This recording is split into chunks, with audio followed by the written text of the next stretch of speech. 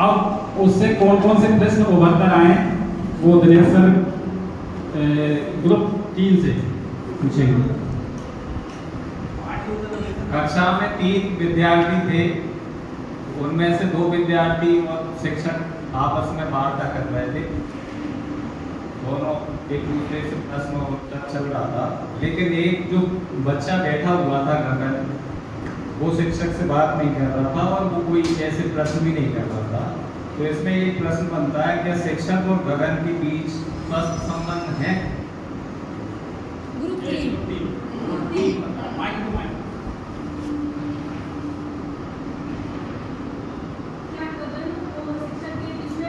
गगन और शिक्षक के बीच में स्वस्थ संबंध नहीं थे, क्योंकि अगर शिक्षक अपने छात्र की समस्याओं को नहीं समझ पा रहा है, अगर वो क्लास में नहीं बोल पा रहा है, तो कहीं ना कहीं शिक्षक की कमी है कि वो अपने छात्र से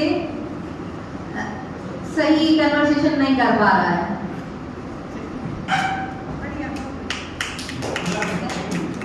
अब अगला प्रश्न है, शिक्षक का व्यवहार कैसा होना चाहिए जिससे गगन उनसे निसंकोच प्रश्न पूछ सके? शिक्षक का व्यवहार मित्रवत होना चाहिए और साथ साथ में बच्चे की मनोदशा को देखते हुए प्रश्न करना चाहिए। एक प्रश्न और है, गगन का व्यवहार कैसा हो कि वह बेझिझक अपनी शंकाओं का समाधान कर सके? शिक्षक का व्यवहार गगन का व्यवहार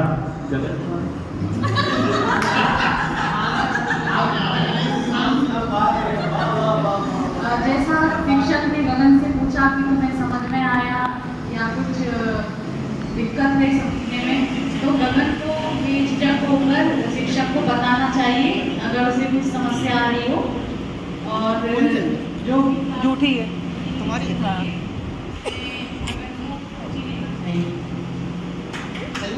झूठी है, सबको सार्वजनिक पता है कि झूठा पानी सब कुछ समझ में आ रहा है, वो टीचर पढ़ा रहा है, बहुत अच्छा लग रहा है, कोई डाउट भी नहीं है, शंका को डाउट को झूठा तो रहता है जिससे कोई पी नहीं पाए।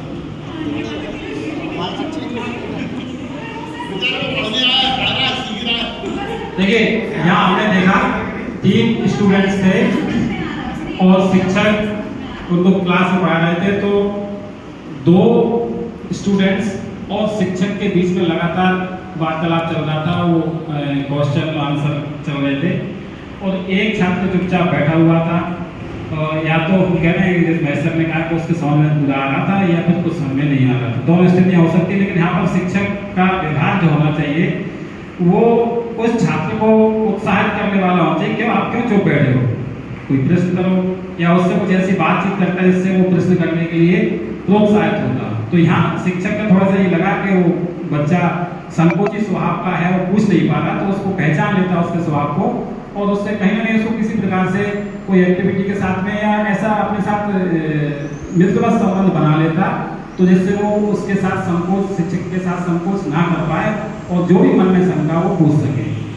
अब उसका व्यवहार कैसा होना चाहिए छात्र का, क्योंकि संकोची स्वभाव का था, तो पहले तो उसको संकोच को त्याग देना चाहिए, क्योंकि यदि उसको आगे बढ़ना है तो जो भी उसके मन में प्रश्न आ रहे हैं उसको पूछना चाहिए। जब तक वो नहीं पूछेगा तब तक उसकी समस्या का समाधान नहीं होगा।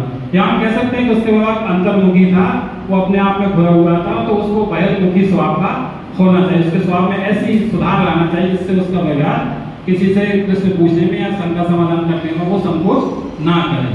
ये कुल मिला के हमारे इस क्लासरूम दौड़ने का निष्कर्ष निकल गया है। अब हम बुलाते हैं ग्रुप 3 को।